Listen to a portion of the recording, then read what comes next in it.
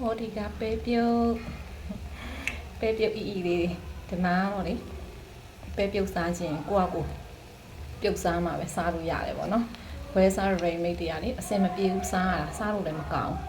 အဲ့လိုဒီလိုမျိုးပဲပြုတ်အီလေးတွေဘလို့ပြုတ်ရလဲဆိုတော့လျှို့ဝှက်ချက်ကလေးတွေရှိရယ်နော်အားလေးတွေကိုပြောပြပေးပါမယ်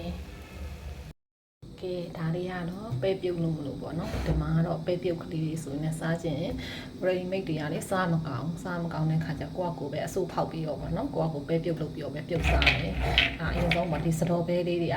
ညပေါ့နော်မနေ့ကအရင်ဆုံးဟိုဟာပေါ့ဒါလေးတွေကိုတန့်စင်ပြီးတော့ရေ5ထပ်လောက်ဆေးပြီးတော့ရင်အလားကိုရေတညစိန်ထားတယ်ရေတညစိန်ထားပြီးတော့ရင်အခုမနက်ကိုတစ်ခါရေလေးကို3-4ထပ်လောက်ပြန်ဆေးလိုက်တယ်ပေါ့နော်ဆေးပြီးတဲ့အခါကျရင်သူ့ကိုဘယ်လိုလုပ်အောင်လဲဆိုတော့ဒီလိုစကားလေးကိုပေါ့နော်စကားလေးကိုဒီပဲပြုတ်ဟိုဟာဆိုးဖောက်နေပဲလေးကိုဆေးပြီးသားပဲလေးတွေကိုထည့်လိုက်မယ်ပေါ့ထည့်ပြီးတော့ရင်ဒါလေးတွေကိုဖြန့်ထားမယ်ပြီးရင်ဒီအောက်ကပေါ့နော်ဒီလိုမျိုးစလုံးနဲ့ပဲပေါ့သူ့ပြန်ပြီးခံထားမယ်ပေါ့နော်အဲဒီစလုံးနဲ့ဒီစကားနဲ့အောက်ခြေကနေဟိုထိမနေရဘူးပေါ့နော်လွတ်နေရမယ်ပေါ့နော်ထိနေရင်ဟိုအဆိုးတွေပါထွက်တဲ့ခါကျဟိုဟာဖြစ်တယ်ပေါ့နော်ဒါလေးကဟိုစကားအောက်ခြေနဲ့စလုံးနဲ့လုံးဝကွက်တိမနေရဘူးဒီလိုမျိုးလွတ်နေရမယ်အလားထားမယ်ထားပြီးရင်သူ့အပေါ်မှာဒါလေးကကြတော့ရင်ရေဆိုအုပ်ကလေးပေါ့နော်ရေဆိုအုပ်ကလေးကိုတစ်ခါပြန်ပြီးအုပ်ထားမယ်ပေါ့ရေဆိုအုပ်ကလေးကိုအုပ်ထားမယ်အုပ်ထားပြီးတော့ရင်အလားကို3ရက်တိတိပေါ့အဆုပ်ဖောက်မယ်ပေါ့နော်အဆုပ်ဖောက်ထားတာပေါ့နော်တရက်မြောက်နေမှာအဆုပ်လေးတွေစထွက်နေပါပြီအားလေးကိုအဝတ်ကိုရေထပ်ဆုပ်ပြီးတော့ပေါ့နော်ရေဆိုအဝတ်ကလေးကိုတစ်ခါပြန်ပြီးအုပ်ထားပါမယ်အရေဆိုအဝတ်ကလည်းဟိုရေ6ဝိုင်းရေကိုပြန်ဆုပ်ပြီးတော့ပြန်အုပ်ပေးရတယ်နော်ဒုတိယရက်မြောက်နေမှာအစိုးလေးတွေကတော်တော်လေးကိုရှင်းပြီးတော့တော်တော်လေးလှလာပါပြီအားလေးပြန်ပြီးအဝတ်ကိုရေဆုပ်ပြီးတော့ပေါ့နော်ပြန်အုပ်ထားမယ်3ရက်မြောက်နေ့ဖြစ်သွားပြီပေါ့နော်3ရက်မြောက်နေ့တော်တော်လေးကိုလှရတယ်အစိုးတွေရတယ်နိမကြည့်ပါဦးအရှိထွက်အစိုးတွေကတော်တော်လေးကိုလှနေတာတဲ့3ရက်မြောက်နေ့ဖြစ်သွားပါပြီအခု3ရက်မြောက်နေ့ပဲလေးတွေပေါ့နော်အဲ့ဒါလေးကိုရေအတန်လေးပြန်ပြီးတော့3ထပ်ပြန်ဆေးလိုက်မယ်ပေါ့နော်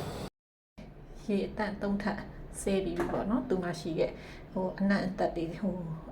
အရည်ရွယ်တွေရှိနေအဲ့လိုမျိုးအကုန်လုံးပေါ့နော်ဆင်းသွားအောင်ပေါ့နော်တေချာလေးဖွာပြီးရေ3ထပ်လောက်ဆေးလိုက်တာပေါ့နော်ဆေးပြီးစကားလေးနဲ့ခဏစစ်ထားရေစစ်ပြီးတဲ့ပဲလေးတွေကိုမပြုတ်ခင်မှာပေါ့နော်အရင်ဆုံးရင်နွေးပူပူလေးပေါ့ရင်နွေးပူပူလေးနဲ့ကျွန်မအရင်ဆုံးလောင်းပြီးတော့စိမ့်ထားလိုက်မယ်ပေါ့နော်အလားပဲပြုတ်တဲ့အခါမှာလည်းနူးလွယ်တယ်ပိုးပြီးတော့လည်းအေးတယ်ပြုတ်ရတာလည်းလွယ်တယ်နောက်ပြီးတော့ရင်သူ့ရဲ့အပေါ်အပေါ့နော်အခွန်လေးတွေလည်းကျွတ်သွားတယ်ပေါ့နော်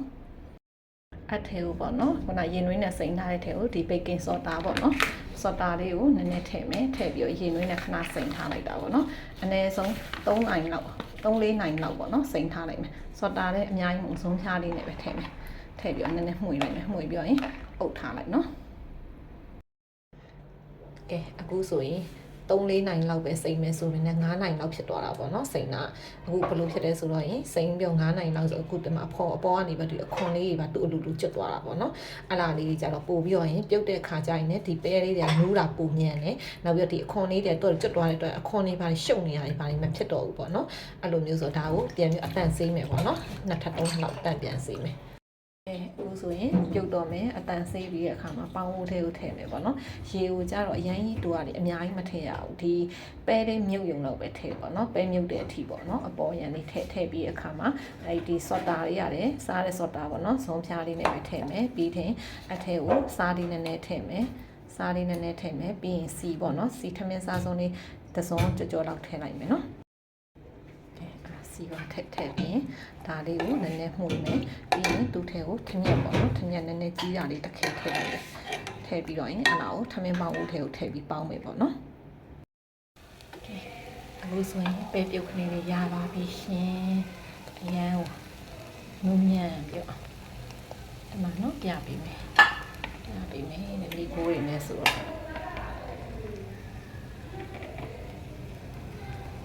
ဤထားညာပဲနော်ပဲပြုတ်ကလေးတွေက